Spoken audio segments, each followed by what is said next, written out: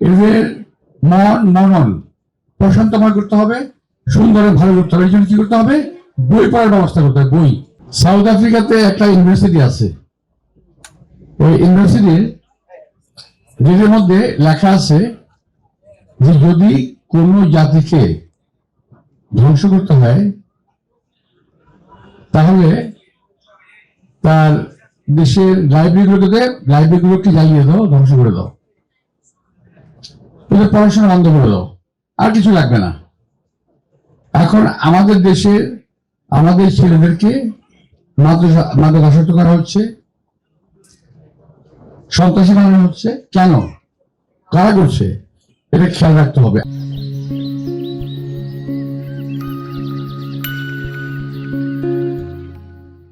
আমাদের যেমন আমরা এখানে যারা বয়স্ক যারা আছেন তারা একটু খেয়াল করে মনে করে দেখবেন, আমরা যখন ছোট ছিলাম তখন কিন্তু আমরা খেলার মাঠ পেয়েছি।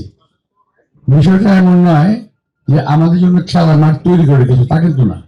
আমরা পেতাম কি, তোমাদের হয়তো শুনতে খুব বিশ্বাস হবে না, আমরা পেতাম উন্মুক্ত একটা ধান ক্ষেত,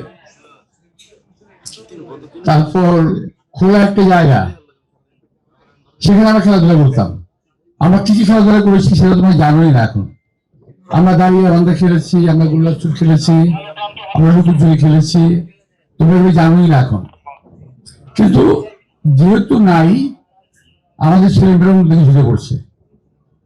তো এই কারণে আমি ভাবছি যে আমাদের দেশ থেকে শুধু মাদক দূর করার জন্য শুধুমাত্র শাস্তি দিলে হবে না, এদেরকে অন্যদিকে ডাইভার্ট করতে হবে, খেলাধুলার দিকে ডাইভার্ট করতে হবে। এদের মন মনন প্রশান্তময় করতে হবে, সুন্দরে ভালো করতে হবে। এই জন্য কি করতে হবে? বই পড়ার ব্যবস্থা করতে হবে। বই।